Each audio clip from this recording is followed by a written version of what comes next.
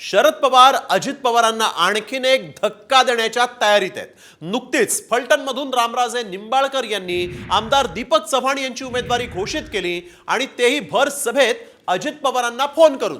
आणि तेच रामराजे निंबाळकर आता शरद पवारांसोबत जाण्याची चर्चा आहे। तर रामराजेंची जयंत पाटलांसोबत चर्चा झाल्याची माहिती आहे। आज रात्री रामराजे निंबाळकरांनी एक मेळावा बोलावलाय। आज रात्री रामराजे निर्णय घेण्याची ही शक्यता आहे।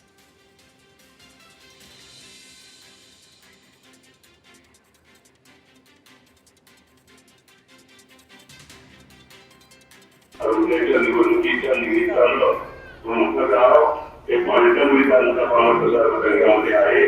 ती राष्ट्रवादी काँग्रेस पक्षाचा घड्याळाचा चिन्ह घेऊनच आपण उमेदवार देणार आहोत। दीपक चव्हाण हे आपले उमेदवार आहेत। तर यावर अजित पवारांचे आमदार अमोल मिटकर यांनी काय प्रतिक्रिया दिलेली आहे पाहूया।